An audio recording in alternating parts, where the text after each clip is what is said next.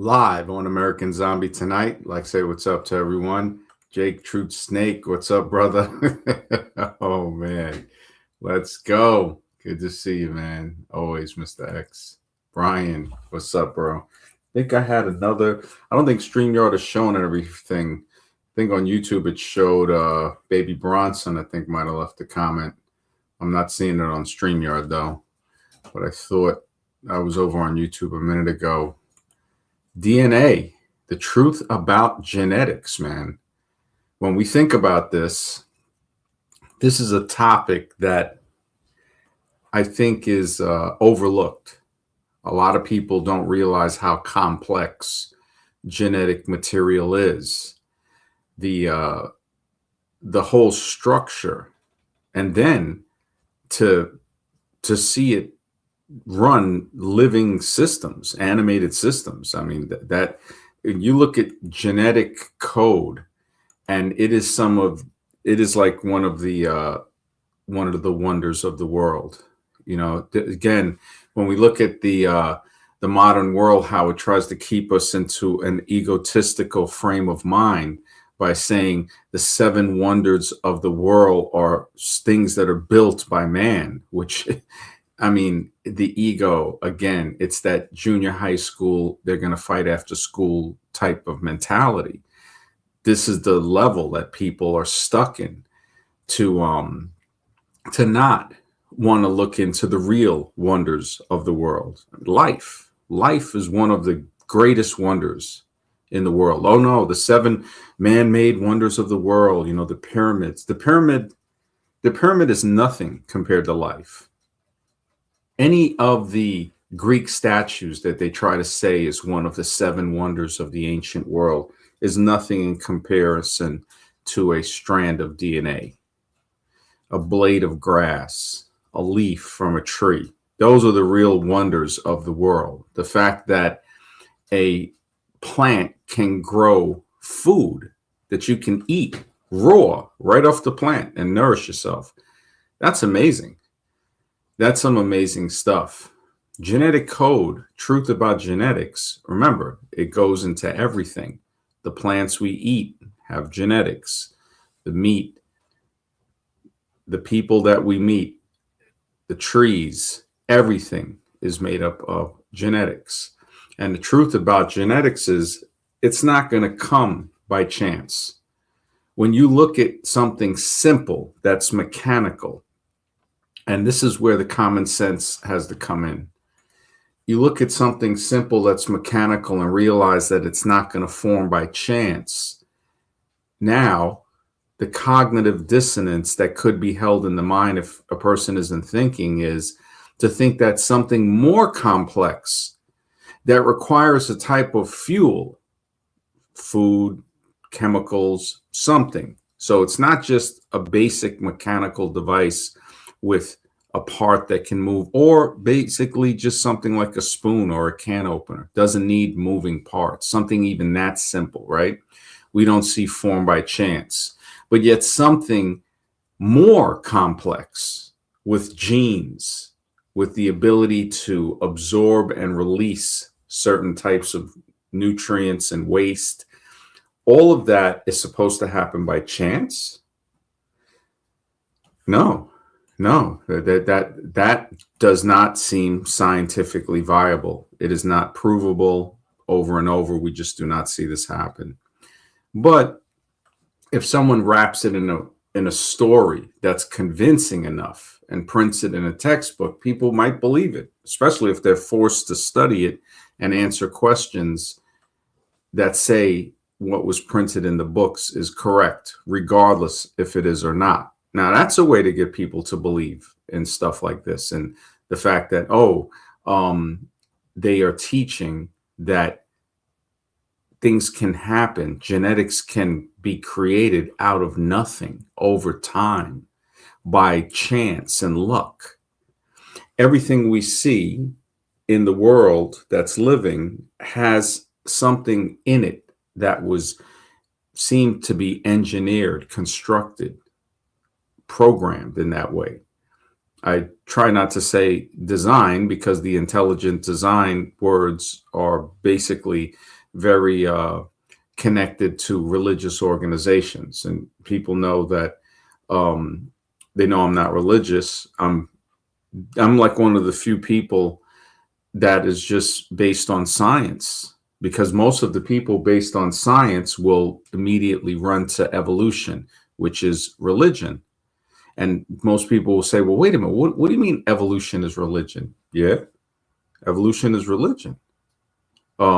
It requires a belief system. So when things are scientific that can't require belief, belief is thrown in there. A belonging, the universities, and behavior, a belief that sparks a type of behavior which allows the person to want to belong to the group that exhibits similar behavior. This is how you get cults. And that's what that deals with. So to find somebody that just looks at genetics scientifically, when you look at it, when you really look at the structure of it, you start to say, yeah, this is not happening by chance. Yes, Thomas Dolby. She blinded me with science. Oh man, those were the days, man. Those were the days. That yeah, that was yeah. When I think of those '80s songs, man. But as far as the genetic code goes, when we look at the truth about genetics, the let's take for instance the thing that a lot of people who have been programmed like to repeat this, like they're on autopilot or on repeat or something like that, where they say, oh, we have 2%. They say that people, these are the zombies saying that people have 2% similarity with chimpanzees. And when a person says that, it has come to where I've had so many conversations on science, evolution, religion, and other topics that once they say certain things, I start to see the trackway of how of where the conversation can go, the limits of the conversation. Divine Hazel, always a pleasure to see you. Thank you for being here. Christopher, good to see you, brother. Good rising. Always a pleasure, bro. Always a pleasure, man. I when I look at the see, and this is where and now this is where the studies I'll go deep on it here, since Brian thinks they try to say 98%. I hear where sometimes they say 95 and bananas. Now, the reason we have genes that are similar to bananas and food and stuff like that is to be able to assimilate them. They don't like to mention that, to say, well, we have those genes in us. The study with the chimpanzees, the reason, now this is the crazy thing, the reason that they got 98% was because they discounted other DNA. That stuff that they used to call junk DNA, they conveniently discounted that. When you add in the fact that what they call junk DNA has extremely complex systems, very important. Now they found out more about it, right? So adding that in, adding other things in that they left out, when you put it all together, you're looking at an 85 to 90%. So that's more, and this is only where we're at. As you start to go deeper and see that genes have different things in them, you say, wow, this thing goes even further apart, because you look at other things in between chimpanzees and humans, differences, the fact that we have 2 less chromosomes that seem to be fused. It doesn't seem like a natural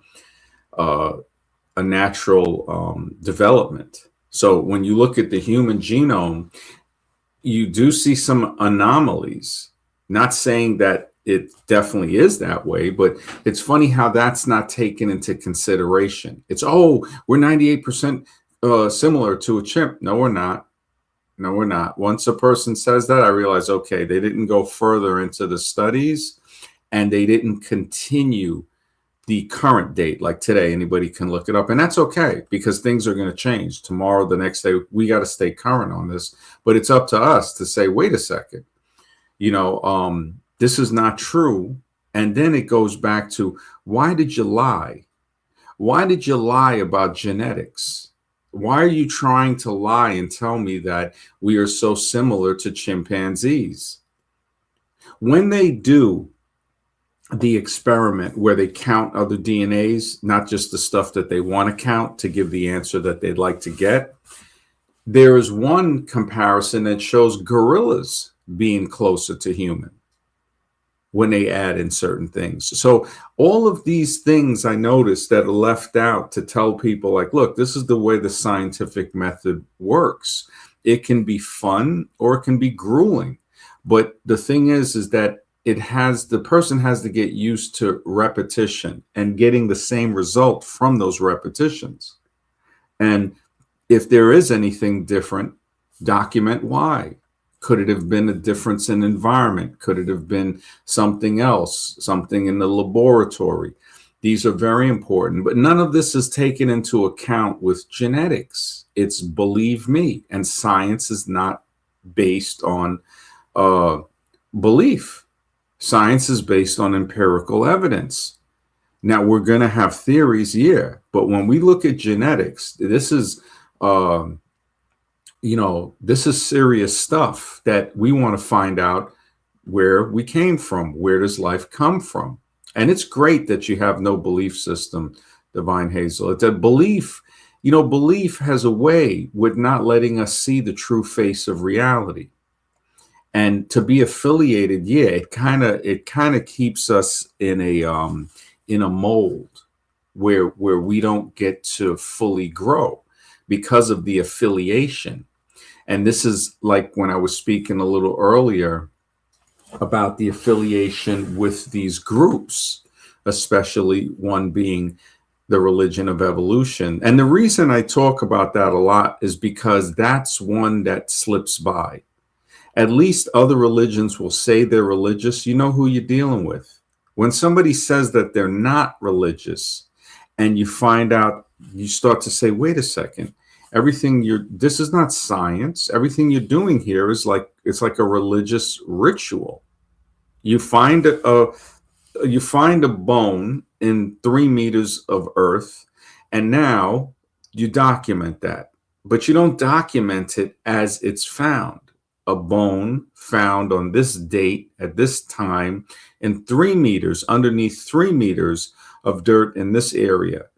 And what are the types of soil contaminants? Like what is in the soil? Is it sand? Is it layers? Is it beneath another layer? All of that has to be taken into account.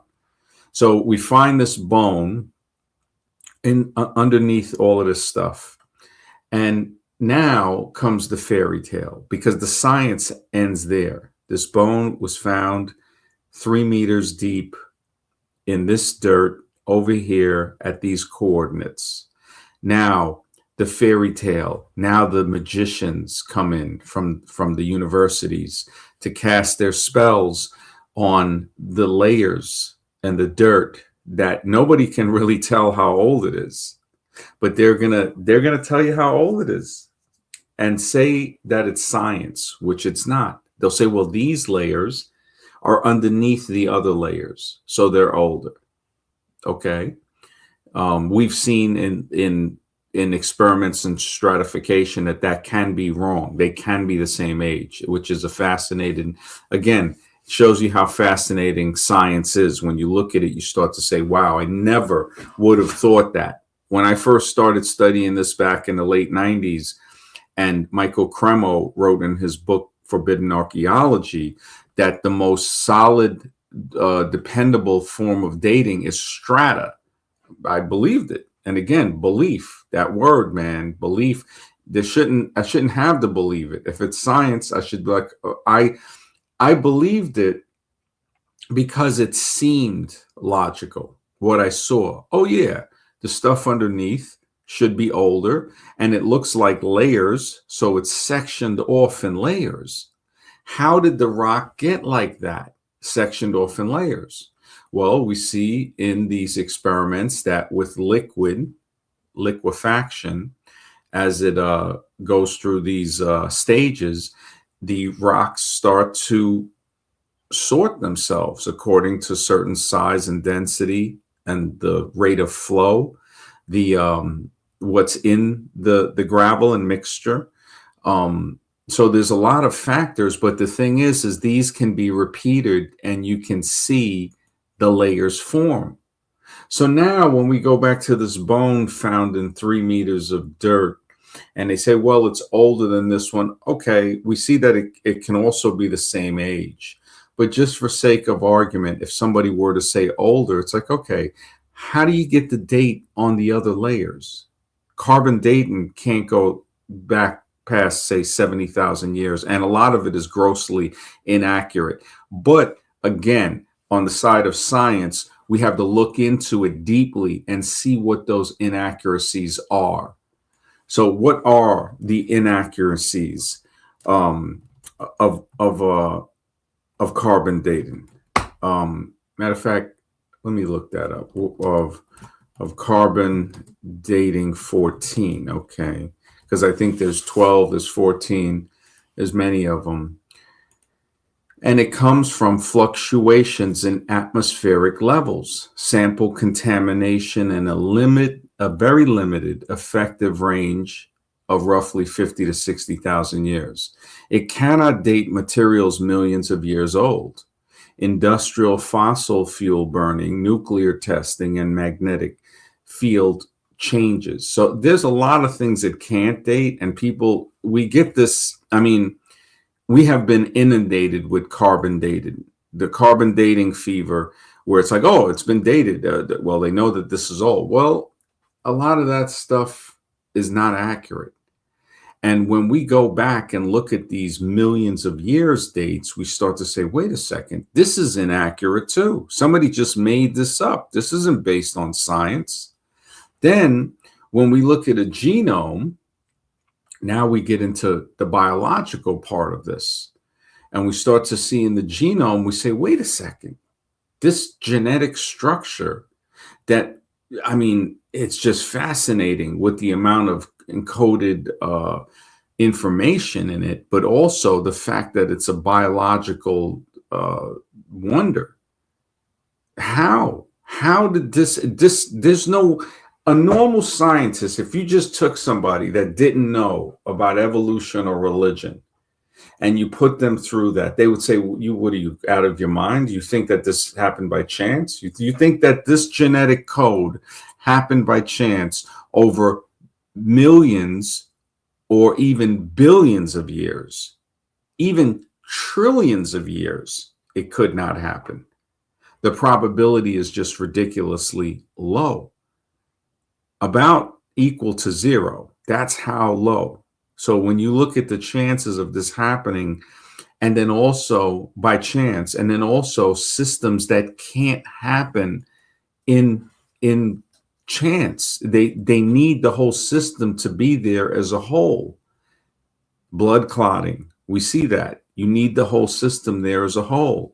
You know, they try to say, well, you know, eyes and stuff, you're not going to have a half of one. You're going to have light sensitive patches that become more and more sensitive. Again, this is someone begging on their knees, just praying to Santa Claus that what they believe is true.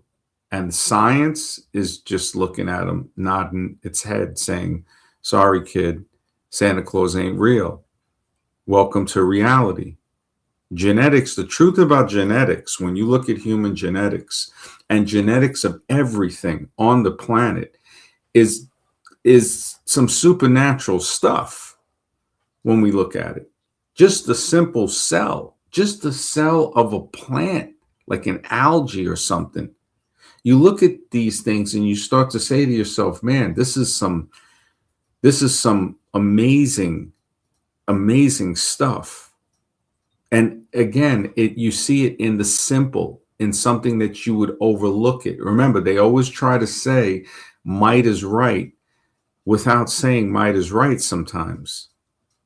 They'll, what was it? Oh, well, these animals have bigger brains and that's why they're smarter and this and that. That's again back to high school, junior high school mentality. So bigger brains so bigger means smarter. We know that's not true. We see that. Look at ants. Look at the stuff, the structures, and if bigger brains also, if it was just going on the logic of the modern farce, then elephants and dolphins would have been way smarter than us. Anything with a bigger brain. But then again, the lie comes in, the unicycle, the juggling excuses, backpedaling on the lie, saying, no, it's not that. We can figure it out. We can figure it out. We're boldly going into the unknown. We're looking for material answers. We're not concerned with anything spiritual or non-corporeal and stuff like that. No. When you look at the way science is right now, the way they're devoid of anything that could be non-physical, like consciousness or a spirit or a soul or something that joins, something that's ethereal, that joins with the physical, that we would call consciousness, what's talking and speaking, right? And it's not just one thing. That consciousness can be influenced. The craziest thing, the consciousness, we know, the receiver, it seems very much so that the body is like a receiver that receives the signal of what? Of who? Of who we are? Are we a signal coming through? Then as we look a bit deeper, we start to say, okay, genetics, right? So when we go into genetics, the truth about genetics is half of us, half of our body is not even us. It's different types of bacteria. Now we can look at it as half of the bacteria or half of the cells in our body, a little more than half, are not us. They're bacteria, different types of bacteria, different types of bacterium that make up the microbiomes around the body on different parts of the inner body, the organs, it's amazing. It's fascinating. It's fascinating when you look at that. So are those bacteria us? Like, even though I'm saying, okay, my cells that they can check, or everybody's cells that they can check, that they try to say is the human cells. Okay, these are your skeletal, your nerve cells, your blood cells, your skin, muscle, everything that makes up the human, the functional, the parts, the essential, the motor parts. But now you have all of that. That's the human, right? Eyes, ears, nose, stomach, intestines, all this stuff, right? Heart, liver, brain, fingers, or all type of, anything that is physical. But then the crazy, the amazing, the fascinating thing is there are systems, there are colonies of bacteria, like towns and cities of people. But these are bacteria that inhabit certain areas of our body, the skin, the hair, and it goes even into like more specialized areas where we have the gut, the inner gut inside of us has a microbiome. The tube in our the esophagus and other parts of us, microbiomes. There are so many different things that we're learning that it's as if we're like this giant organism with all of these little organisms living with our microscopic cells. So it's kind of, I wonder if it can be looked at like this. It can, but of course, because I can just look at it like this, it's whether it's viable. The way a whale swims through the ocean and has barnacles on the part of the whale, the bottom part usually. Could that be that some of the stuff we have on us is like barnacles? But in response to it being more than just barnacles, which barnacles I think is more of like a parasite. I don't think they give anything to the whale. Here, let me look. Parasites. So yes, some it says this is, I tell you, the fact that we can look stuff up this quick is just great. It's no excuse not to learn, man. It's like, I mean, learning at a high rate now, but people still are stupid. Sometimes I don't understand it. I wonder about that. You have a device. We have these devices to make us super smart. We can become as smart in 1 year as it would have took about 10 years. It's all about our discipline. But people just, I don't know, man. They press the stupid button. They say, no, that's the soda I want. I want this meal right here with extra stupid on top. And it keeps us in a stupor, where the word stupid comes from, and it doesn't allow growth. Unaware, the awareless. That's another way you could call, it's like somebody in a daze, amazed. That if you look up the etymology of the word stupid, it goes back to that. Just like Latin for evolve, when people talk about, oh, well, evolution, and I say it's adaptation. Oh, that's evolution. No, it's not. That's adaptation. So with the genes, the truth about genetics, it's hard to get to anywhere where you can talk about with certain things, because you have to iron out the language. You got to say, listen, we can't call red blue and blue blue. You can't do that, because now we don't know what we're talking about. And that's what we see in society. Ta-da, right? We see people that don't know what they're talking about, and they can easily, well, they can't take us down the road, but we can easily walk down that road with them if we don't keep our minds strong and sharp and shielded. And so now when they're shielded, we can use the vision, see the zombie spectrum, see it coming, say, okay, you know what? So this person is telling me that that science is evolution is a fact, right? There's not really much for me to say to that person at that point. And that's the thing, because part of me, I guess it's maybe the part that cares, is you want to, you look around and you start to say, wow, it can get to where, not lonely, but it gets, I think, it gets inundated. You get it's like you're drowning in people that don't want to know anything. And if we were to do that number and to say, okay, what is the percentage of people that really want to talk about something that makes sense and have solutions, or maybe not even a solution, maybe just an observation, just a think tank to think about stuff and to be like, wow, look, we're here.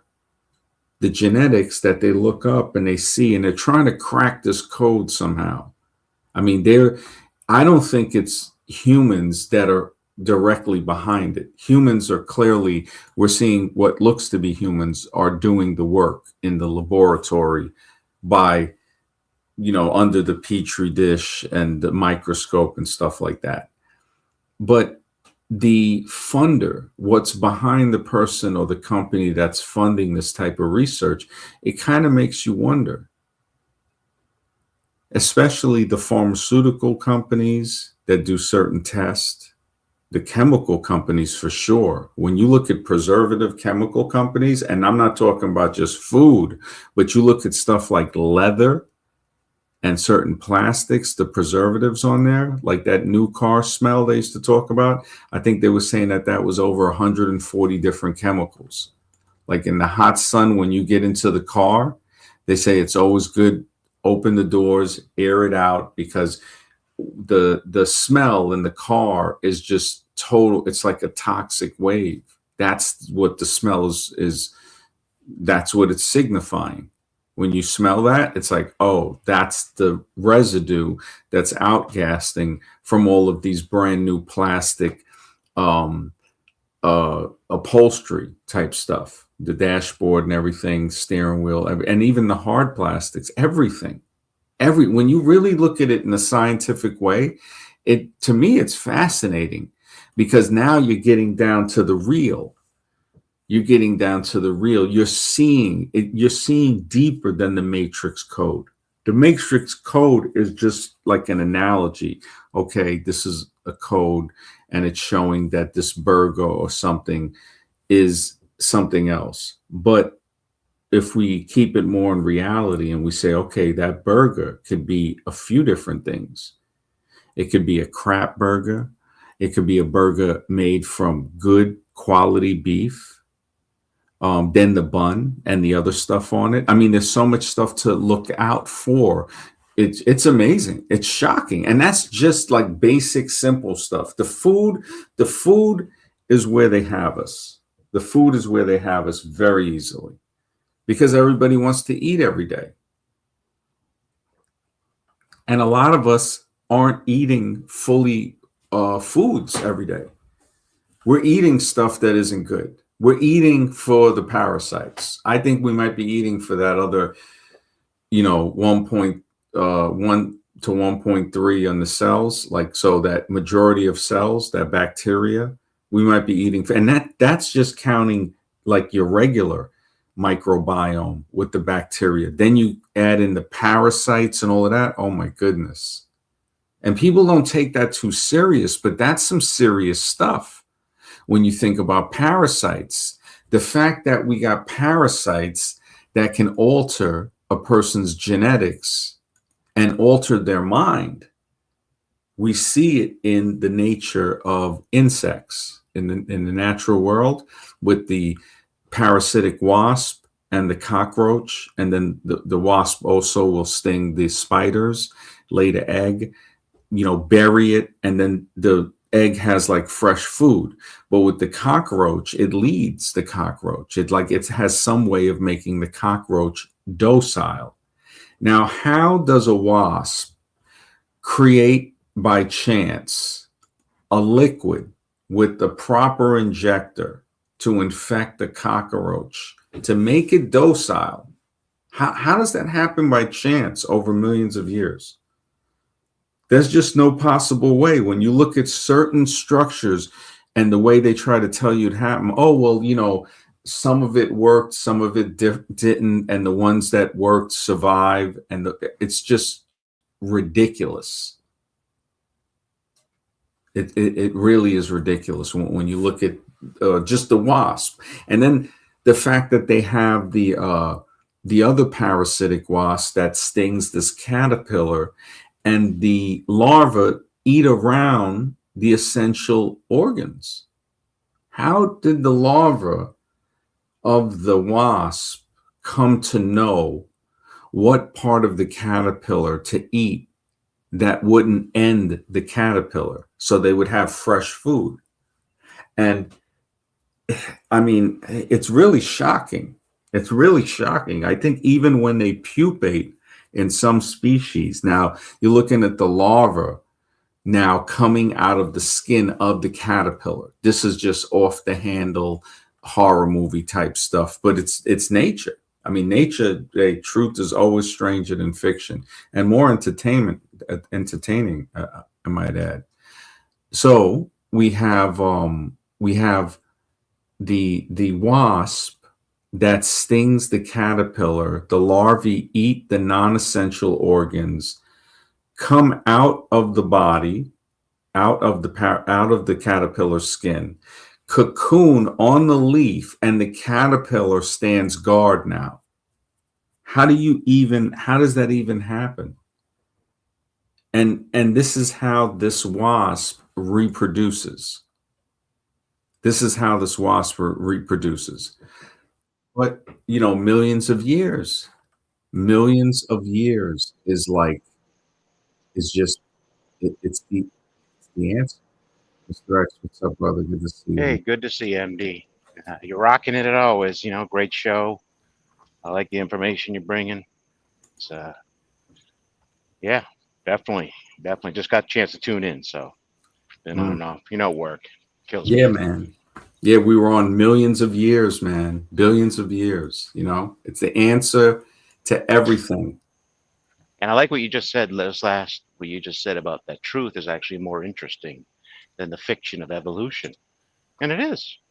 The truth about, they don't want us digging into that, but actually, it'd be very interesting to find out the truth, the reality of the world we live in. It's actually far more interesting than the nonsense of evolution, which never happened, by the way. Yeah, Yeah. yeah. And then when we, Imagine. yeah. Oh, sorry. Mhm. Go ahead. No, no, Uh, go ahead. Yeah, yeah. Imagine if we know that we have a metaphysical being that's part of us. We're not all just physical. We're also metaphysical. Imagine we just accept that as truth, and Mhm. then from that point onward, we can dig even deeper into it. That would open up a whole world of information that is closed off to us. Yeah, yeah. That's true. And it's needed. It's needed. People don't have a place that they can think scientifically about existence, about something that's supernatural in a Yeah. sense where they don't have to go to evolution, which basically is a religion in disguise, or open religion, which they know that, okay, it might have the clues of creation, of, basically a hint of saying, listen, if everything else is fake, the one thing we have for sure that to tell you it's true is that humans were created. Yes. So it's not that it was by chance. Yeah. And so that's probably, I would say, one of the solid or the most solid truth that any religion has. All of the stuff about what day they should do certain things and all of that can be disputed on, humans changing, whatever. But when you look at basic things and you say, yeah, this right here, genetically, no matter what, even if it said that it happened by chance and it was a religious old book, we would know that scientifically that's not true.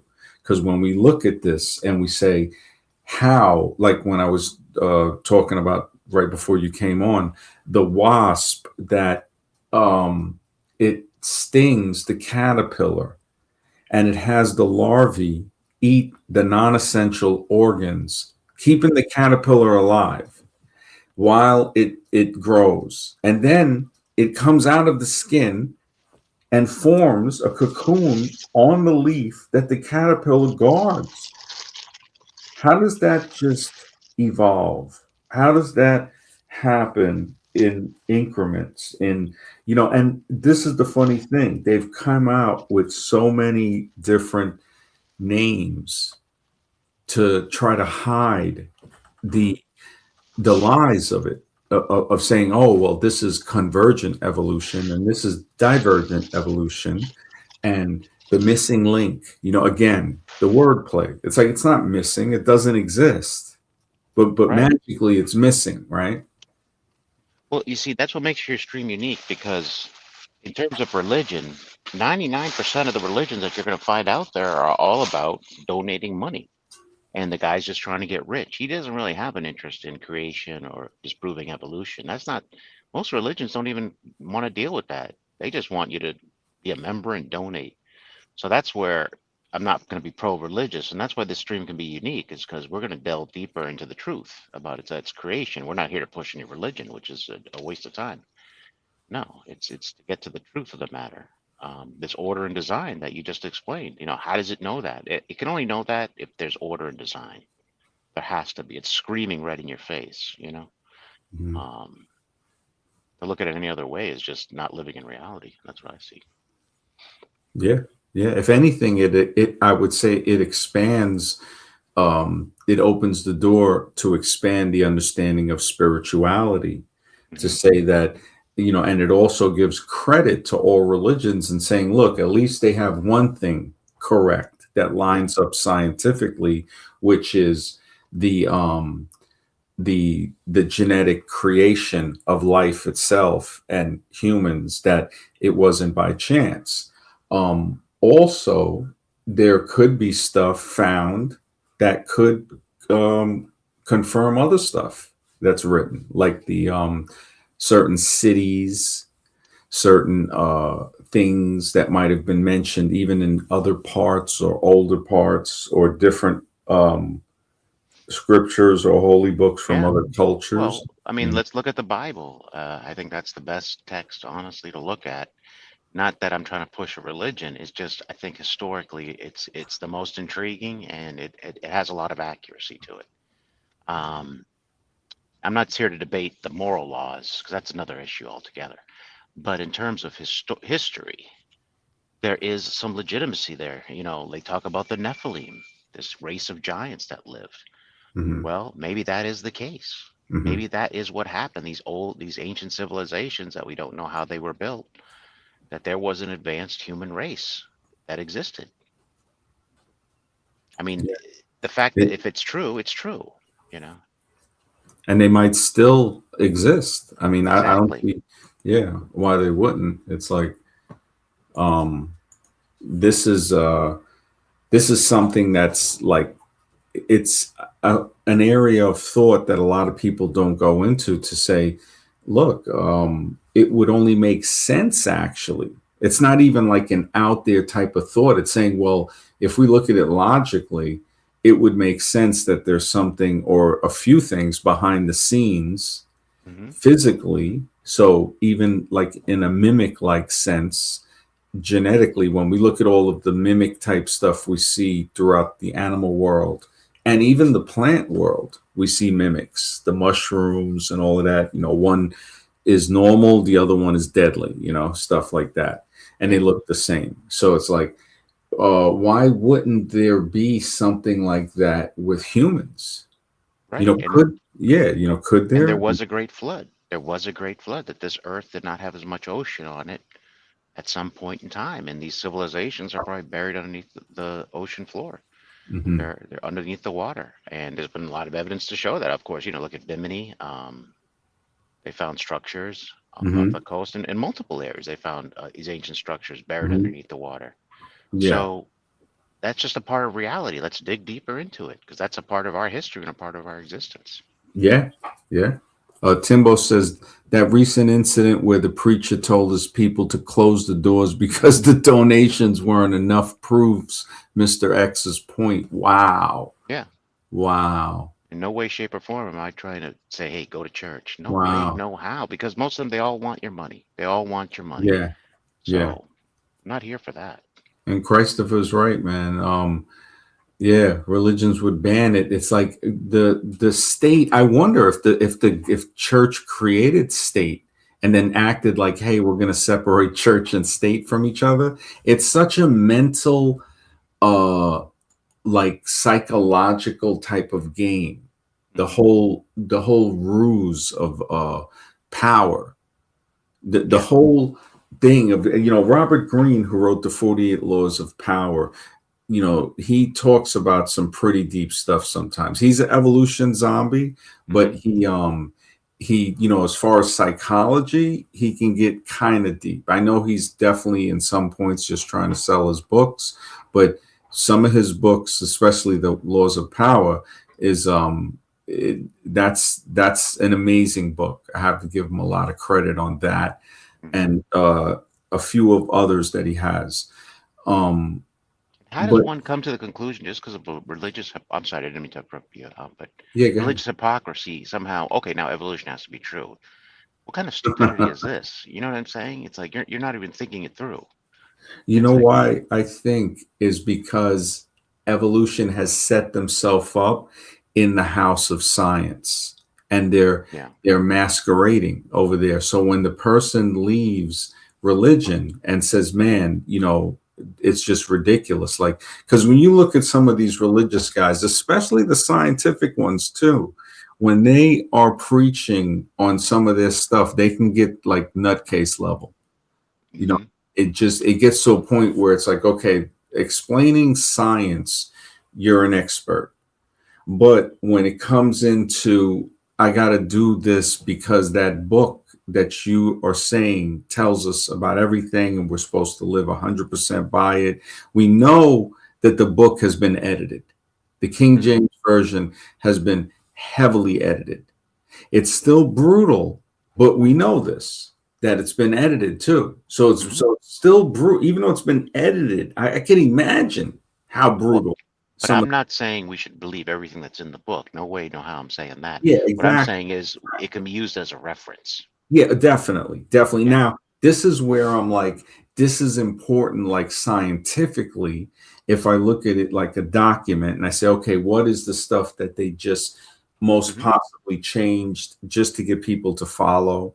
Like, Hmm. like Romans and stuff like that, obey the government, slaves telling them to obey their earthly masters or whatever. I don't Well, know. that's more of a moral question. But like, Yeah. say Sodom and Gomorrah, well, they've gone to Sodom and Gomorrah, and I can't remember the sulfur. They found traces of sulfur, I believe, at the place that claims to be the place that Sodom and Gomorrah that it occurred. Hmm. So Hmm. that's where we can put the pieces together scientifically. Okay, the book had a story about this. Well, is there any evidence to back it up? And actually, there is. Yeah. Yeah. That's where we can really get into referencing certain stories. But the moral issue about slaves and masters, that's a moral issue, a totally different um, issue altogether.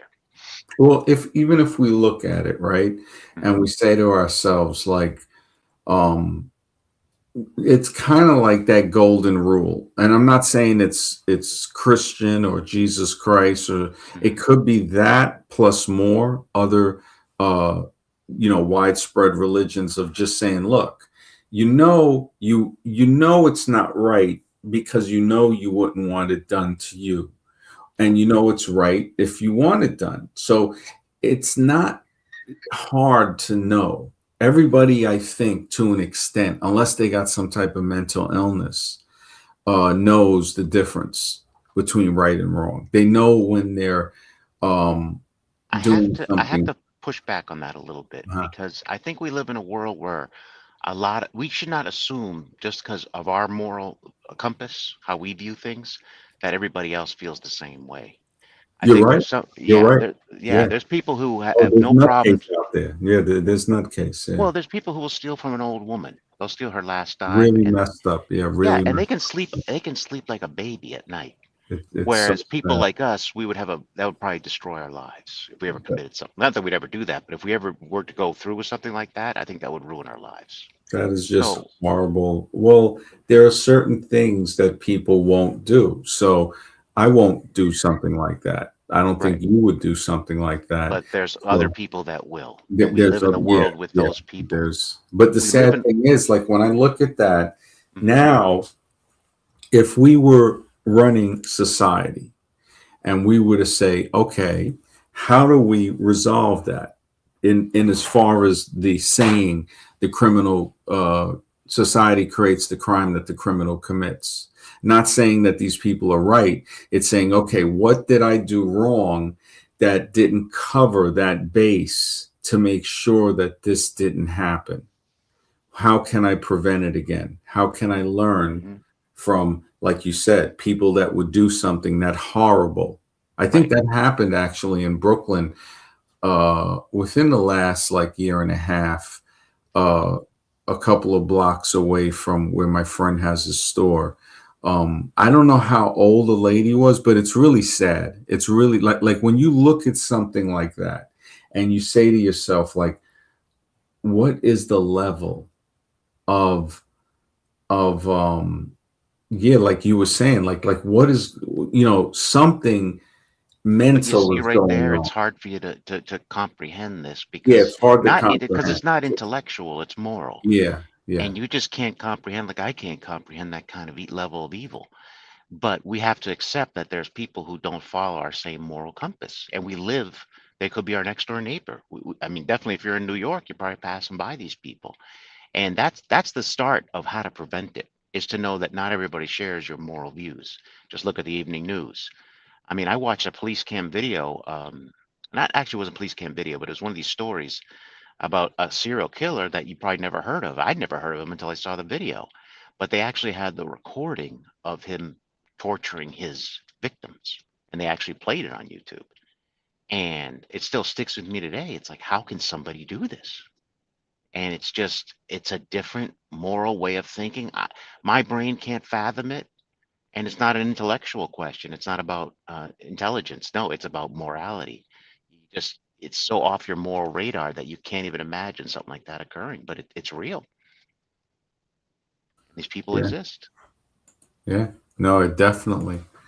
I mean, when I look into the religion thing, and good to see you, Gaia. Um, yeah, like Guy is saying, yeah.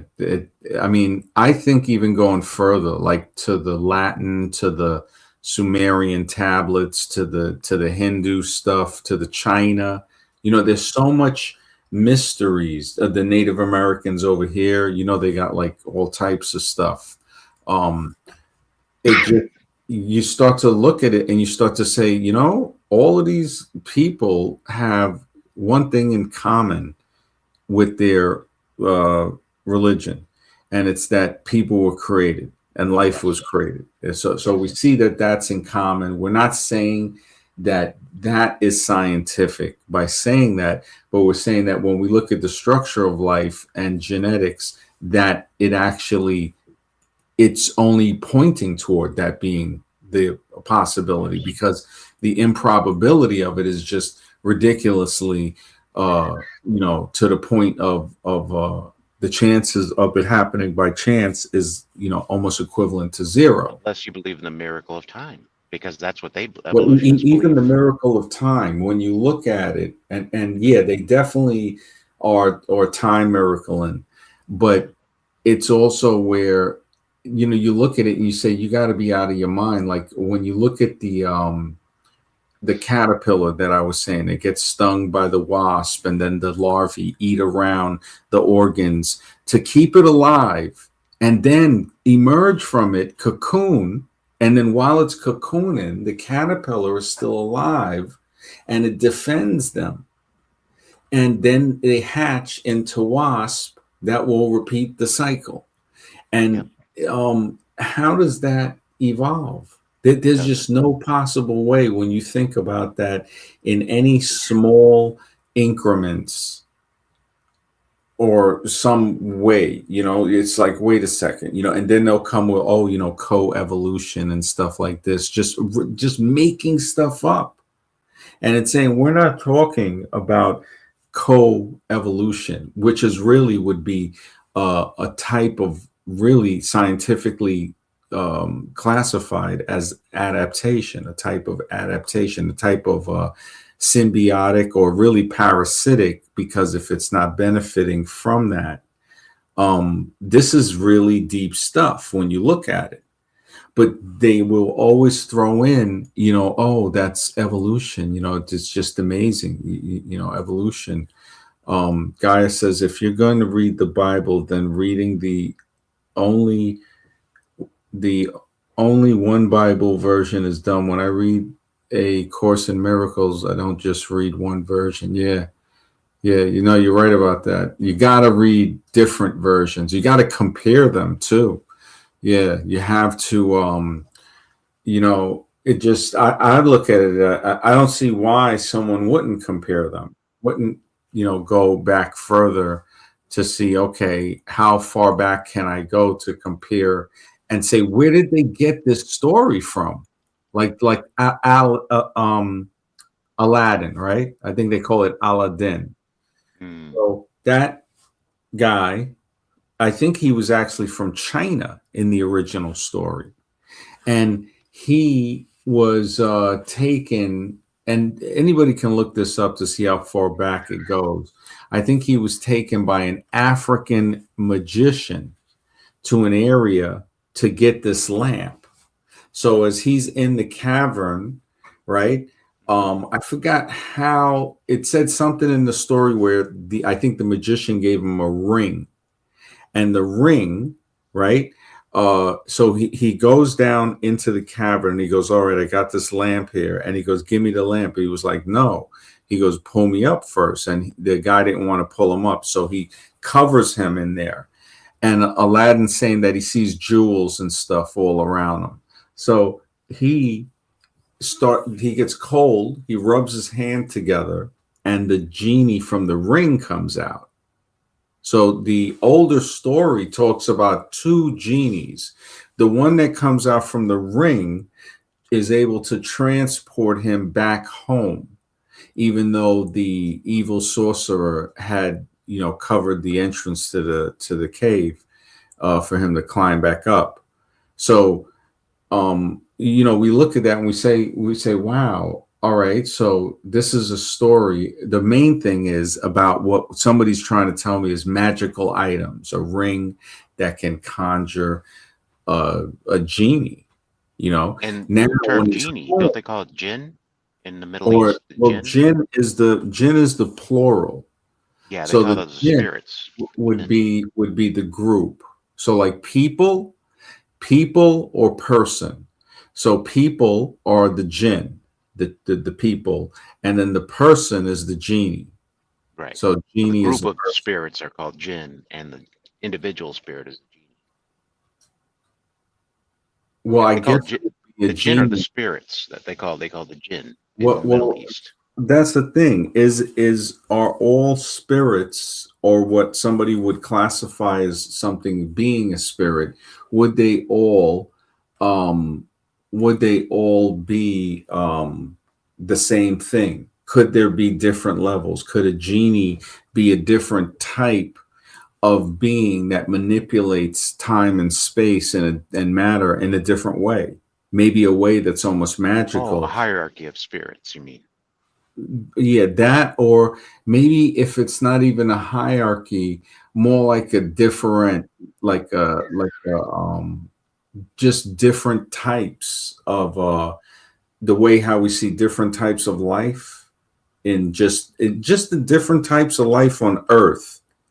It's almost feels like it's alien. It almost feels Hmm. like it's alien. It really does. Yeah.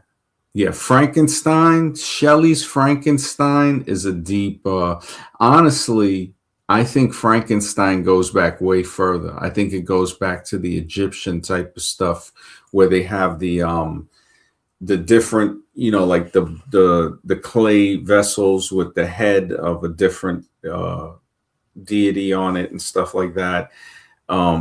Definitely something was going on.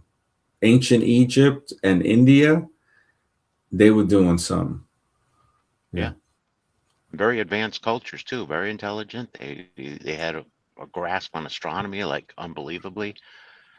Now, how would they do that here on Earth without have such a vast knowledge of astronomy and the planets and the solar system? It's like they had to be getting something from another spiritual realm, that information. Yeah. Yeah. Yeah. Yeah, when I was looking up the parasitic barnacles, it says yes, some of them, the rhizocephalans, those are internal parasites that infect crabs, and they grow a root-like network inside the host to feed, often causing sexual castration and behavioral changes, making male crabs act like female crabs. This is crazy. Oh my goodness. Just the fact that life, like, it's more like, yeah, it's definitely something that's programmed, that Hmm. once it hits the environment, it starts to adapt in directions that are right out of a science fiction movie, that are beyond a science fiction movie. Just to think that you have different types of barnacles that infect crabs and can shift their sexual behaviors. It's like, that's But why are we crazy. the only animal if they think we evolved from all these other species, which is total nonsense? We're the only group that can learn from all these other species, can study them, can test them, and learn actually, and change our lives based on what we see in nature. We're the only organism that can do that. Well, the more we study other life forms, it's starting to see. I mean, there's a lot of evidence is showing how intelligent other life forms are. Like they had an AI video about, well, a video about using AI to analyze the speech of crows, Hmm. and it was breaking it down to a point where it was showing that what they thought, or what were again thought by indirect implantation through the seepage of the evolution um, atmosphere. It's like being soaked in it, So like that hundredth monkey effect almost, to where it's like we're not the 99th, but we can feel the pressure of the evolution, the caveman wanting to go back and believe that. Not saying that if people needed to survive, they could live in caves, but the caveman theory of coming from caves, it shows me like, okay, coming from where? Coming from what? Deeper in the cave? Coming from uh, going into the cave? So who was the people that went into the cave? So there's a lot of questions of Hmm. that point of, does a person believe that we just popped up at that point? Is there some type of lab, like a laboratory that's deeper in there? Is there some type of um, subterranean thing? Is there some type of technology, like maybe a ship or something? I mean, I'm not sure. Yeah, that's why we have to be people need to be open-minded and give up on the evolution idea and to realize there was probably an advanced society that the remnants are still here, or they could be still operational underneath the ground. Who knows? Yeah, yeah. Yeah, Responsive curve. Good to see you, man. Says life and its systems are too complex to have happened by chance. agreed. Yeah, yeah. And It's why is like, it relevant? Why should it matter? Because this is the reality of the world you got to live in. That's why it matters. If yeah. there's another dimension that you're going to be subject to, say in your dreams, um, and I was actually speaking of dreams, I was actually watching that old Twilight Zone. I don't know if you remember that episode, Penance to a Dream, I think it's called, where the guy can't fall asleep because this woman, the cat woman's going to basically kill him. He won't be able to wake up. He'll be dead. I don't know if you ever remember that Twilight Zone episode. Was it one of the old ones, One or of the old ones, yeah, one of the old ones. At the end, he jumps out the window and kills himself, and it turns out he was asleep the whole time. He just died in his sleep. it was a cat woman? No, I don't Cat woman, remember. yeah, he falls asleep into this dream, and he goes into this carnival, and there's a cat woman who's tempting him and getting him on a roller coaster, and he's got a weak heart, and he just doesn't want to fall asleep again because he'll end up back in that dream. Well, either way, but Rod Sterling said something that, in that episode that says a dream that could seem like a lifetime could last maybe 1 or 2 seconds. So it's like in reality, it would only last 1 or 2 seconds, but it could seem like a lifetime in the dream. And so it's like people know there are certain groups of people who do have this knowledge. That's obvious, and they've had it for a long time about the spiritual aspect to it. And I think it involves the people at the top. They're very aware of that spiritual side. Um, And that's what they try to keep the rest of us as zombies unaware. But there are people out here that are aware of that other dimension and they interact with it. And I bet you it's people at the top who are really the ones who are most advanced in it. Um, Yeah, yeah, definitely. yeah, Because they leak it out in these movies that they know. They know more than what they lead on. yeah. Definitely. I don't know if I saw this one. That's kind of odd. This one says that yeah, this is a it's one of the ones written by, this wasn't Serling, but I do remember the name. The name sounds very familiar. Yeah, you look up By the Catwoman Twilight Zone, it'll pop right up. Yeah, yeah, I'm seeing the images. Yeah, it looks kind of familiar. It's a good one. You should watch it. It's a Yeah, good episode. perchance to dream, right? Yeah. Yeah, I think that's the name. Yeah, it looks very familiar. It definitely. Yeah, these. The Twilight Zone. Wait, is this the one? I don't know if this is the one where the guy was working at a company and he wished to be the boss or something like that. It was. No, no, that was a different episode. Oh, This is okay. the guy. He starts out. He just can't sleep. He's trying not to fall asleep because he said he'll never wake up again. So he goes into a psychiatry office, basically. Wow. Yeah. Yeah, Twilight Zone is deep, man.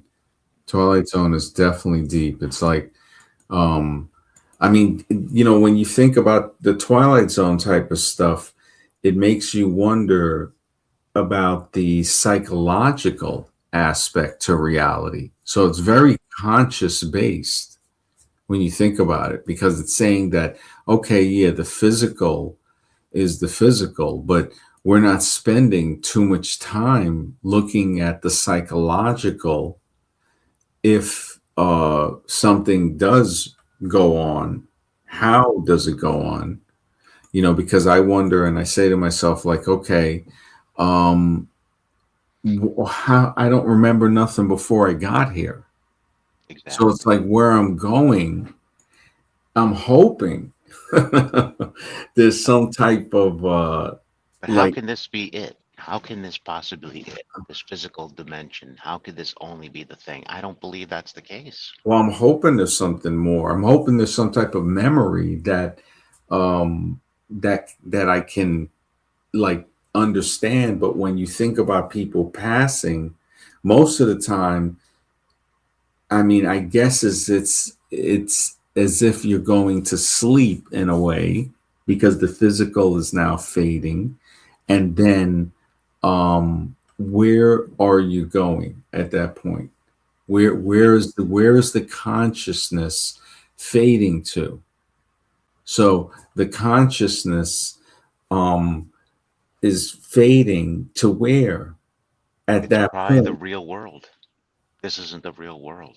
This is a Well, temporary well, well, with existence. Twilight Zone type of stuff, Mhm. it might be saying that there's different aspects to the consciousness. Mhm. So just the way the bacteria is is part of us physically. So we know that there's bacteria that we function with, that we need to function with. And of course, they'll say that that's how we evolved, but we know that that's not going to just happen by chance and evolve that way.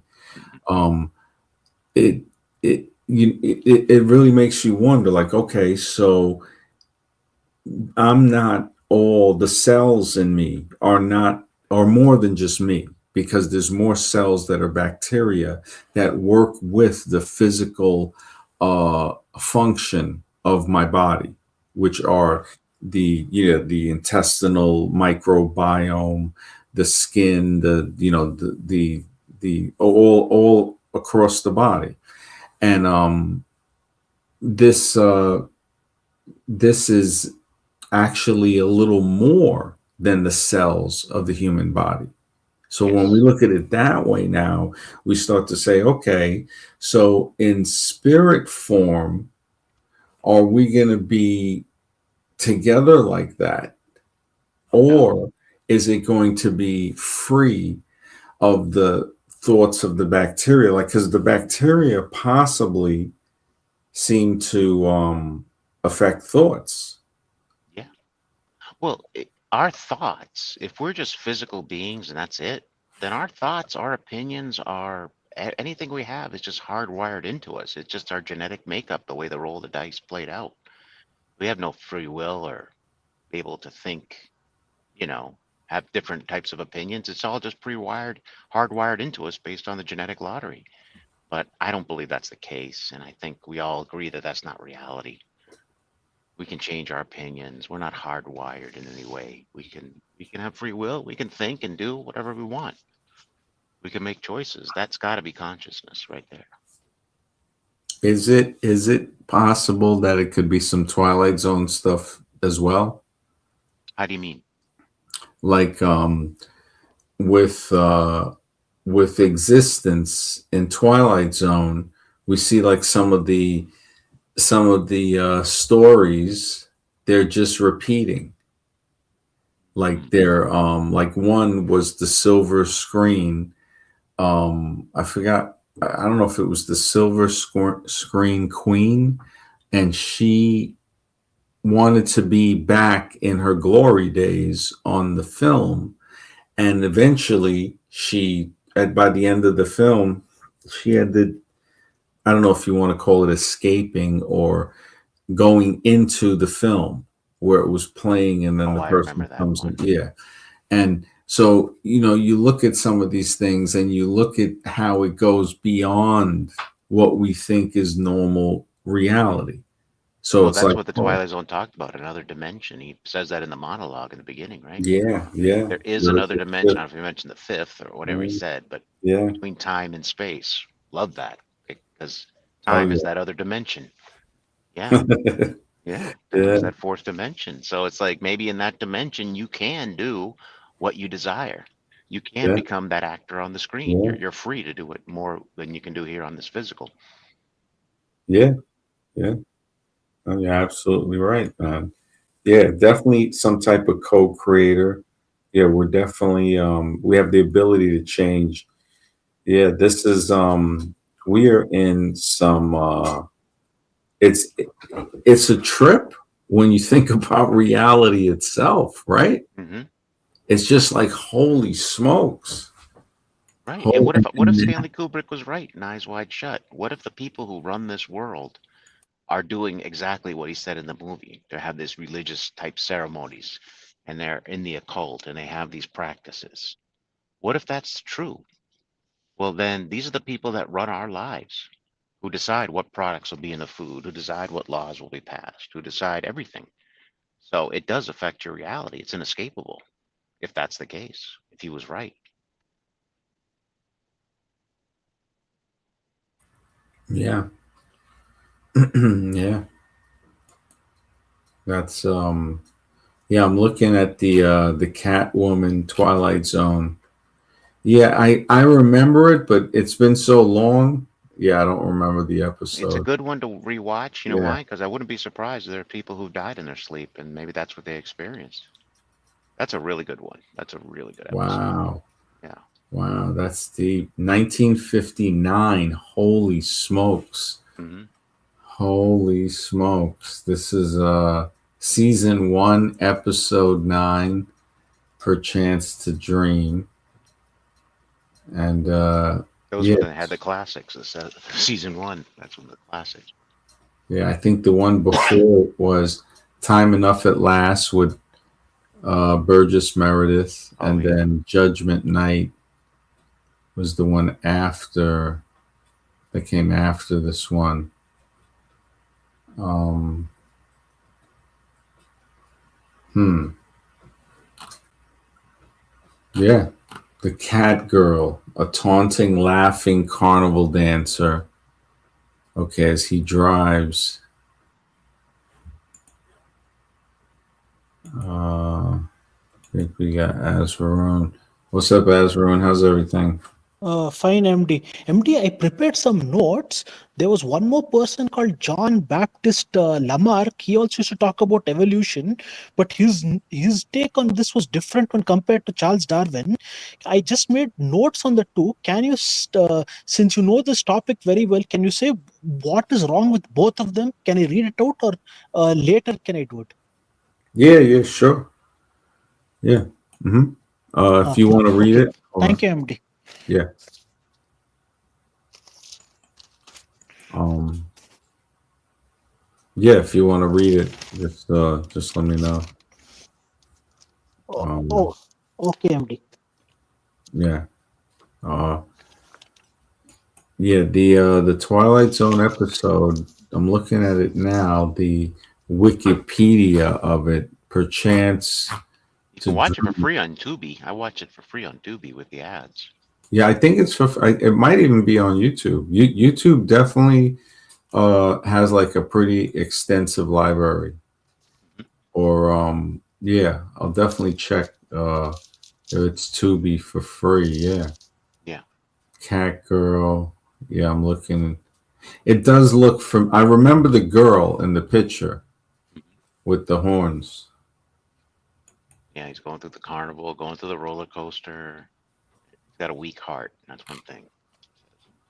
So I was like, I guess his heart gave out in his sleep because of the dream. You know? That's crazy. Mhm. But I like that because it tells you the spiritual and the physical are tied together. Yeah. They really are.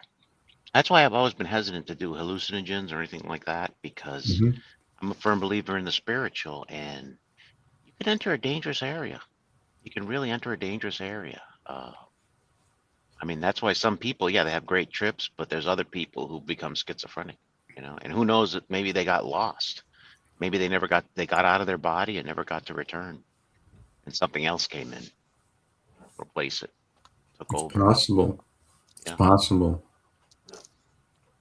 Because I saw Yeah. one recently where a guy, they were doing, I don't know if it was DMT or ashwagandha, I can't remember. It was a story from Mr. Ballin's podcast. And they were taking it without the shaman, and the shaman was like, "No, you should never take it without me there to watch over you." But they did it without the shaman. The guy ended up offing his girlfriend, Sure. taking off the head, basically, offing the girlfriend. And he looked, they showed a photo of the guy after he was arrested. He looked possessed, Man, literally that's possessed. crazy. Yeah, that was on Mr. Ballins. Mr. Ballin? Oh, Yeah, he does these story times. oh yeah, yeah. I don't know if he's pretty good.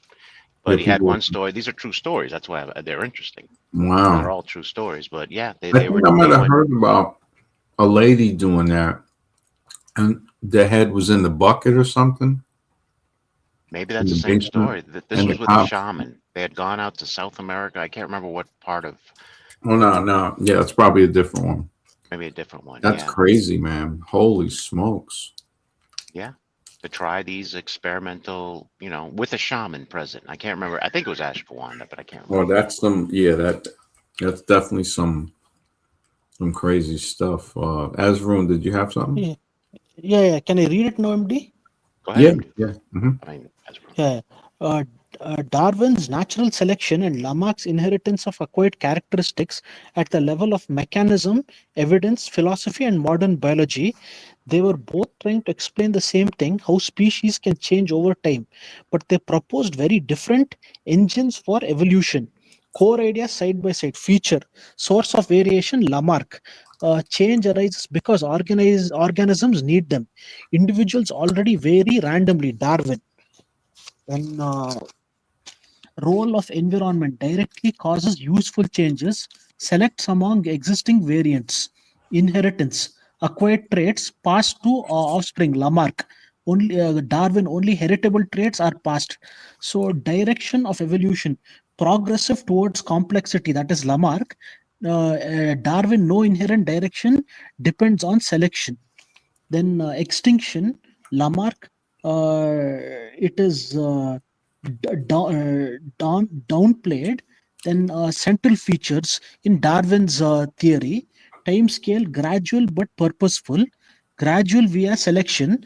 And they said that one more thing, Darwin was not aware of genetics until Mendel came into the picture and made genetics more understandable. So since he didn't understand genetics, many of the things that he said couldn't be proved actually. Yeah. It's Mhm. a yeah, yeah, Yeah, but they kept pushing it because yeah, it really has a lot to do with what we see today is what they push for race. yeah. And it's not scientific. That's the thing.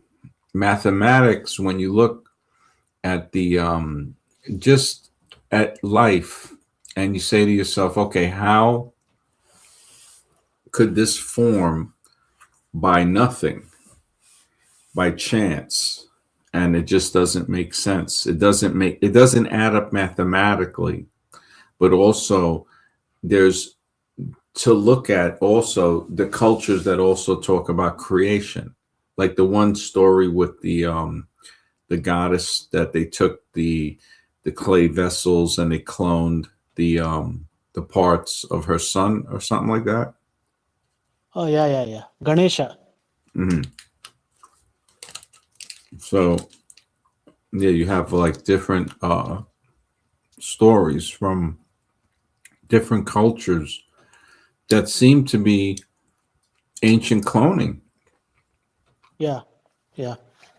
Ganesha and the Kauravas, actually, like what happened was that the mother Gandhari, she got jealous after seeing that her sister-in-law actually had better offspring because they were blessed by the gods. So she hit her womb. Then the fetus in the womb died, and then like what happened was that they, when it came out, it was just a lump of flesh. Then it was chopped into 100 pieces and kept in pots, 100 pots, and out of that emerged 100 sons. And what happened with the 100 sons? They all got killed because they were too greedy in the battle of Kurukshetra. Later on, they'll cheat their cousins, the Pandavas, in a game of dice in gambling because Shakuni will be an expert. And then, like, what happens is that the Pandavas will vow to get their kingdom back. And then, when the Pandavas do so, they'll destroy all the Kauravas for their injustice. So, all the 100 sons get killed. Hmm. Why is there always stories of people trying to annihilate one another? Are there any stories of people like just loving each other and living in paradise? There has to be something Mm. like that in the Hindu epics, right? There are stories like that, but I have to get that book actually. Which one is that? Srimad Bhagavatam, and then I can go through the chapters. In that, there'll be it's a mixture Or of what everything. about the There's love. Bhagavad, that quote that says, "Never a time did we not exist, or nor will we ever cease to exist." Something like that. Yeah, he talked about the human soul, Hmm. that the soul is indestructible. Hmm. Okay. So Yeah. MD, Yeah. MD, one more question. Do Uh, you, regarding genetics, like, are you aware of this thing that happened? Probably, I'm not aware of it. The Soviet Lysenkoism, a historical case with big consequences. Like, are you aware of this thing on MD with regards to evolution and genetics? Soviet Lysenkoism, a historical case with big consequences. yeah. Well, the genetics. In what aspect are you asking me about it? Can it happen by chance? It's a question. I was going through Chat GPT yesterday, so I wanted to go know more about genetics. So I made points and differences between Darwin and Mendel. Yeah. Darwin also, and sorry, and even Lamarck also. Darwin got many things wrong. His analysis on pre-genesis was also wrong, actually. Yeah. Yeah. No, he definitely, the AI usually, unless it's restricted because it's hard, it won't directly go against evolution. Yeah, It'll state unscientific stuff, saying that it's a yeah, well established theory, and it'll hold that position because correct. it's, basically the whole institutions. When you look at all of the colleges, they all teach evolution, right? Yeah, correct. Yeah. So if the fact that in India and in America and England, all of these around the world, when you think about that, it's unbelievable. Evolution is the biggest religion that is unseen. It is the invisible religion that people don't even see it. And it has, in some sort of way, like infected us by soaking us in an atmosphere that has been told to us about cavemen and stuff like that. Now, I'm not saying that people wouldn't go live in caves if there was a catastrophe or something like that. I'm just saying, okay, if they're in caves, cavemen, where did the cavemen come from? Did it come from deeper in the cave? Is there some type of spaceship? Just, I'm throwing out there like a joke, but also, what, like a lab or something? Like, what are you implying when somebody believes in the caveman thing? Oh, because they found some bones and stuff in a cave, basically. Because you Uh, know, when you put all the bones and stuff together, you can't even fit them all in the back of a pickup truck. correct, correct, correct. Yeah, it's not a lot of bones and stuff that they have based this entire theory of human evolution on. So that alone, just saying, okay, yeah, I'd like to know more about evolution. Could you please explain this stuff?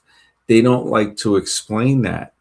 Like when you bring that up, especially if you try to do it with anything that's run by the state or the internet, you would have to in India. I mean, shoot, you probably got a lot of computer experts there, right? You could Yeah, talk to yeah. somebody, see if you can get a a a version, or somehow some they must have something where you can talk to an artificial intelligence without the parameters, I think, if it's legal, I guess, if to where you don't have to worry about the evolution parameters, because it will defend it. I've talked to it a while ago, and I was just like, you can't get nowhere with it. So I had to just stay with biology and anatomy, and certain things you have to you have to word it in a certain way. You have to word it in a certain way because um, it's that whole evolution thing is everywhere. It is everywhere. So many people, they believe parts of it without even knowing they believe parts of it, and we fall Yeah. back into that with the whole caveman. Now, I'm not saying there couldn't have been different types of people. Like the fact that, you are raised as a Hindu and you know a lot about the Hindu epics. Uh, I'm saying, okay, uh, those different deities could also, there might be some type of relation. Maybe the same gods or deities are being spoken about in different cultures, but have different names. Like Yeah. Greece and Rome and Egypt have many different deities that are very different. Um, why? And this why is a question that we need to really ask, because if we want to find out where humans come from, um, this is the direction to go, to say, okay, let's explore scientifically, as if it is a document, what certain religious people have to say, or certain religions. So if we see that it's something being said that was somebody's opinion, we can easily find that. Or if we could see, like, oh, this is deep philosophy here. Now, Okay. yeah. Mhm. MD, and one more thing with regards to evolution, that time Darwin didn't know that genetics existed, right? These were the methods that he used: artificial selection, breeding pigeons, biogeography, island species, then fossils, then comparative anatomy. But Lamarck, he relied on reasoning from function and habit, and uh, less empirical testing. Modern evidence favors Darwin, it seems. DNA mutations create variations. Population genetics predicts evolutionary change quantitatively. Experimental evolution, bacteria, fruit flies, genomics tracking ancestry, where epigenetics fits today. Mhm. So, regarding this, what like how accurate were his experiments on artificial selection with regards to breeding of pigeons and this biogeography island species? Why was he into that? Was he delusional, MD? Well, I think it was more that whoever is writing history Hmm, used Darwin in a very, very perfect way, in a very hmm, good way, because regardless, we see the marketing, regardless what anybody really says. Darwin is the origin on the origin of species. You know, we've looked at the title of the book on the origin of species right here. But as you look closer, by means of natural selection Uh-huh. or the preservation of favored races in the struggle for life. So, Oh. yeah, so you see, this is the full title right here of Charles Darwin's On the Origin of Species, but they usually just call it just only that, On the Origin of Species, but they don't. And then sometimes they might go into the little bit of the rest of the title by means of natural selection, but then it goes into the subtitle or the supplemental, or like the title that could also be looked at as this work. So you could also call it or the preservation of favored races. So what is a favored race? And that kind of brings in the whole, oh, now it kind of has that ring of eugenics to it. And they were trying to push that a lot throughout this time period, because you're looking at, this is the mid 1800s, and it's kind of odd when you really study it and you start to look and say, wait a second, something again during the Civil War, massive amounts of ending, because just like with the Vietnam thing, with people saying that something could have been harvesting, like the guy that came on yesterday, Reed, was talking about, the monster could be harvesting the energy from these things, these atrocities that are happening. And maybe it somehow has a way of creating them, of getting people to create the atrocities so it can absorb that type of power or energy. Yeah, I guess you're right, MD, because he had no idea about genetics only, and we call him the father of. We use him a lot. I have this book actually on the fundamentals of genetics. Darwin is mentioned a lot in the book along with Mendel, but it's like as if though Darwin's discovery somehow form a base, even though he got many things wrong actually. Even in the book, it's given he was wrong about pre-Genesis, but later on the idea was. Improved and like developed upon later on with the help of epigenesis, but his thing about pregenesis was wrong actually. They even had some idea about pre-formation, MD, that the sperm actually has the miniature human being, and that's called homunculus. They used to believe that theory, and then it got disproved actually in the 19th century. Hmm.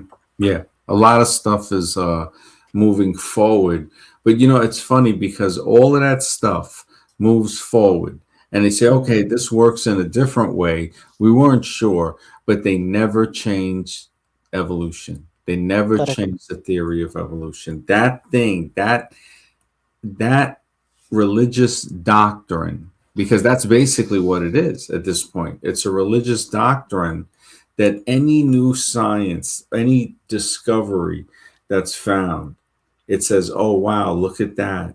So that's how, we evolved to be able to do that. It's thrown on top of everything, everywhere, everywhere. And we were made to learn evolution when we were in the fifth grade in our history textbooks.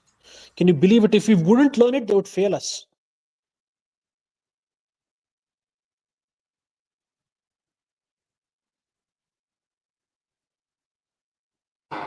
Yeah, I hear a lot of people have to say yes, that evolution is a fact, right?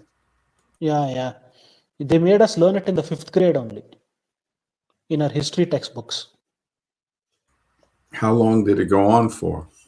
Like it was mostly like what we learned was about how we evolved from apes, then about early man, what tools he used and what he did, then and something about India. It was mixed later on with early Indian history.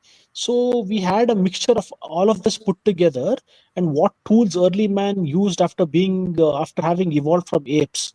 So like we had no choice but to learn it.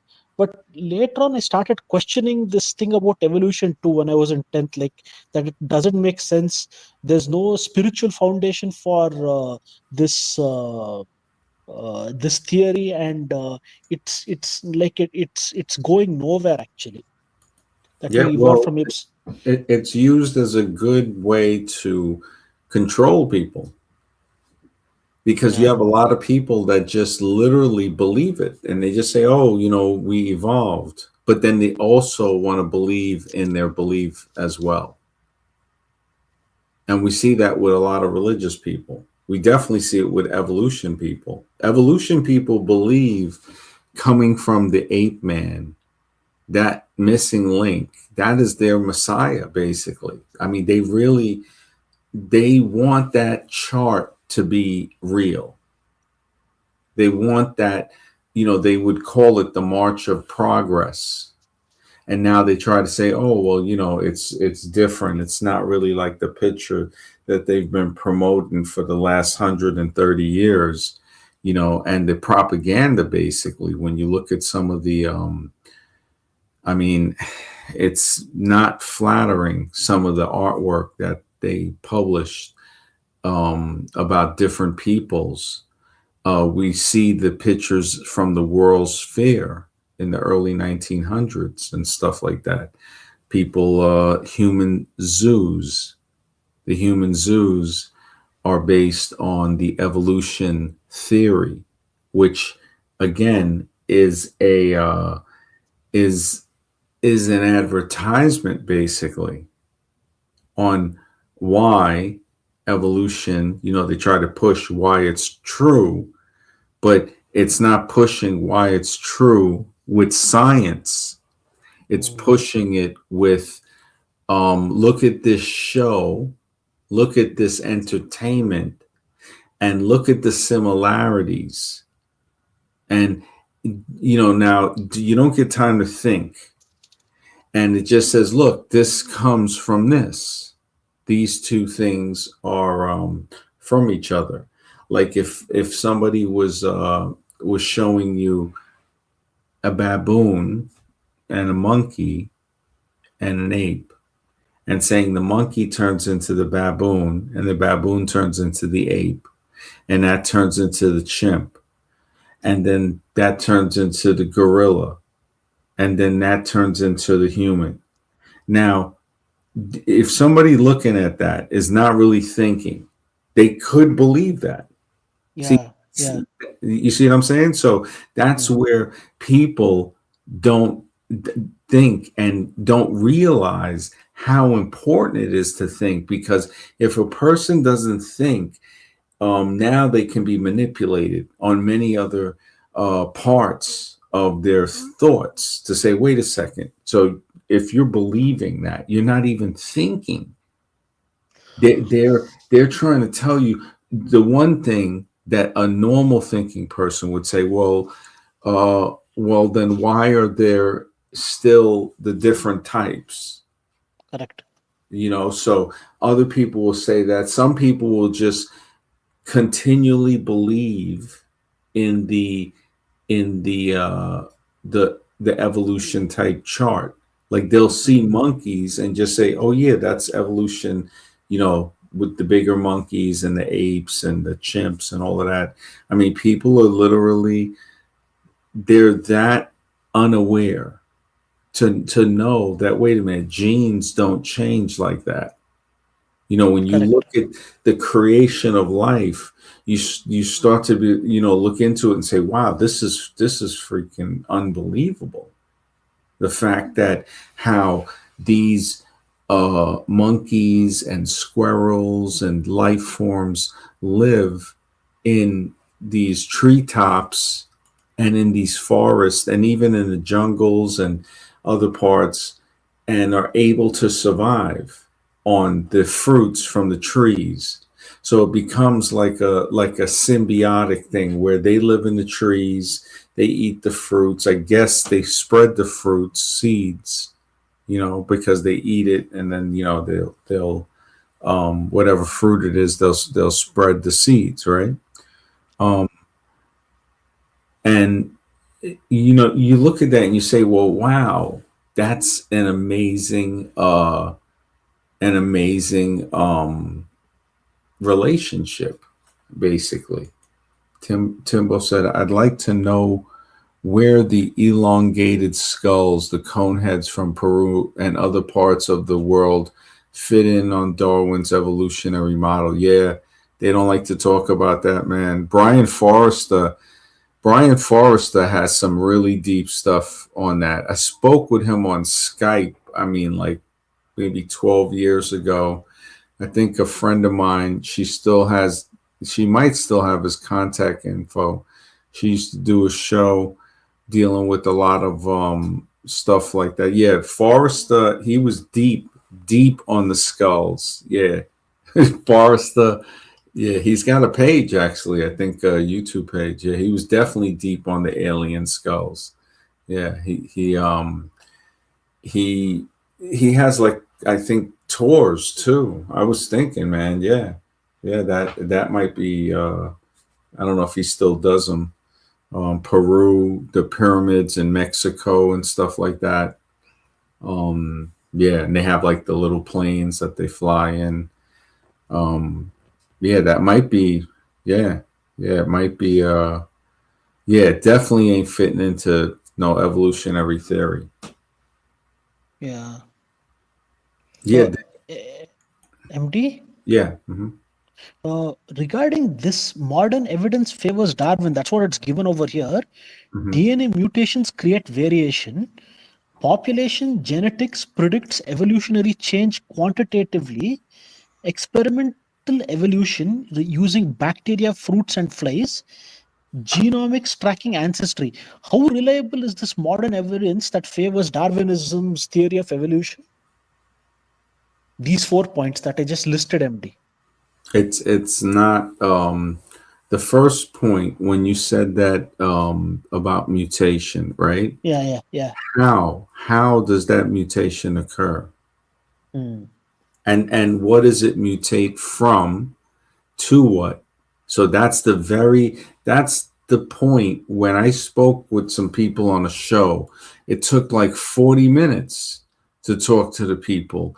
They just kept circling around, and I told them, I said, okay, so you're telling me a bacteria turned into a different type of species. So what's the name of the bacteria? And then what's the name of the bacteria species it turned into? Hmm. And I think I still have the clip. I'm gonna put it up eventually where the guy is like he starts getting angry, and he Oh, supposedly is like a biochemist. And then once somebody says, why do you have to ask the question? You realize that it's like a religious cult. he got angry with you, MD. Hmm. Oh God, Yeah. I thought he'll be rational because he's a scientist and he'll have his emotions under control. I didn't know Yeah, he's no, he like we spoke again, and we spoke good. Everything was cool. And but yeah, he's evolution zombie. He's full, and he admits it. So it's not like saying anything bad about him. It's just saying what he does. He believes, well, all right, I won't call him a zombie, but um when you think about it, anybody who can use the scientific method and look at evolution and see that this thing is totally unscientific versus somebody who is scientific in other ways, like this guy I think does biochemist and all of that, but can't see past the belief that evolution, that belief is not scientific. So they can't look past it and say, oh, yeah, it's not science, it's a belief. No, they're like, no, no, no, no, no, this is science. And it's like, no, it's not. It's not science. Uh, The Darwin, with regards to this, yeah. okay. Uh, the thing is, in Namibia, MD, Namibia was once forcibly conquered by Germany. What they did to them was horrible, actually. Like before the First World War, it was a German colony. So Uh-huh. they wanted to test the intelligence of the natives over there. They made the German men mate with the native tribal woman. The offspring were killed. The half breeds, they were killed, and their skulls were examined, and they came to the conclusion that these people have not evolved. Therefore, mating with them will be of grave consequences to our race. Wait, Therefore, to who preserve did this? the yeah, Wait, who did this? the Germans did this to the Namibians.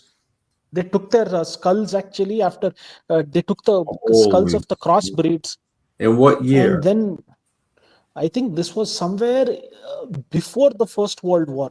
Before the First World War, somewhere in the late 19th century or something like that. No, we need to know what date it is. Uh, I was seeing that thing that Neil Ferguson, he was showing a documentary as to how ruthlessly the West behaved in some respects with the African colonies. So when they did that, actually the offspring skulls were taken and they said that they're not fit to mate with us. They are of an inferior brand, and they took after examining the skulls, they said that we should not mate with an inferior race. And this was documented. Yeah, it was there in the documentary of Neil Ferguson. I saw that thing actually, and it was a colony of Germany, Namibia, once upon a time. After the First World War, Germany lost all her colonies, right? Japan took some of their colonies in When Southeast Asia. you Yeah, think about it, it's like um when you look at that, right? It's like, did they lose their colony, or because it's like, why were they there? Why do they have something there in somebody else's country? those days, actually, in the 19th century, nation states, that extreme patriotism and right wingism was so strong, having colonies was a matter of prestige. And then Britain became jealous of Germany's rise. Germany industrially had surpassed Britain, despite Britain being a bigger empire. Through great difficulty, because the Americans intervened in the First World War, the Germans were defeated and their colonies were stripped off. But this story is really true with the Namibians. Wow. And it's funny because people think that in America is just Britain. It's definitely part of Britain, just like Canada, Australia, New Zealand, all of that other stuff. There is, I mean, we're still English speaking. When Bush was in office with going into Iraq, Tony Blair was the British Prime Minister, I think, and him and Bush, they didn't care what any of the countries thought, and they did Yeah. what they wanted to do. So the fact that that happened and nobody cares from the early 2000s, from 25 years ago, 25 years ago, it's crazy. Yeah. That means the UN is actually obsolete. I mean, who knows? Who knows? I mean, it really it is it. I don't know if obsolete is the right word, or is it just that it was fake to begin with? Was it Mm, always some type of like what really was it? What is? See, so that's the thing. First we got to define it. What is it? What is the UN? Are you there? yeah, I'm here. I'm here. It was actually started like the permanent sitting members of the UN are Russia, USA, China, Britain, and France. I think these five countries shaped up the way the world works. But actually, it was just to protect their interests, I guess, in the long run. Just like the way the League of Nations before the United Nations was only protecting the interests of Britain and France, and USA pulled out of the League of Nations and became isolationist between the First World War and Second World War. and then people realized even the League of Nations isn't useful, and after the next war took place, then they became scared and created the United Nations. But the United Nations has not been so effective in preventing wars, genocides. Only when things are really like, when there's some national interest at stake, Yeah, like where yeah. minerals or something like that comes into question, And, minerals or and natural resources. are you talking about the what do they call them? The peacekeeping troops or Yeah, something, yeah, or the peacekeeping troops. Yeah, is this a United Nations group or something? yeah, Or yeah, yeah. It's a and peacekeeping.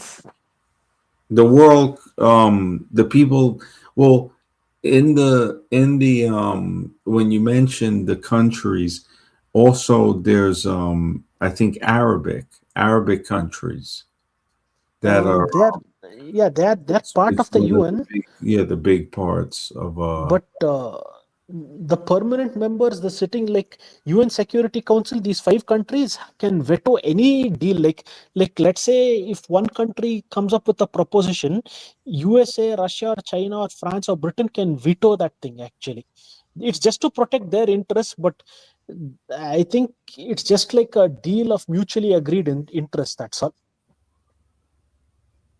hmm. That's it. Wow, wow. Yeah, yeah, yeah, that's deep, man. But yeah, yeah, man, I appreciate you coming on. So late over here. It's one in the Oh, morning. Yeah, okay, 1 MD. a.m., But yeah, man, thanks for coming on. Everybody in the chat, man, I appreciate it. Yeah, tonight I'm gonna stream at probably like around 10. I'm gonna try to maybe early. I'll see if I can. Uh yeah. At 9 tonight, what time is it by you, Azra? It is 11:36 a.m. over here. Right now? Yeah, 11:36 a.m. Right now. Yeah, right now. AM. Okay. Um, okay. All right. Yeah, tonight, man. MD, can I donate right now or next show? Our next show is cool, man. I appreciate it. Okay, Thank you, bro. okay, MD. All Okay, right. okay. Thank you. Goodbye, MD. Goodbye, All right. everyone. Goodbye. Good night.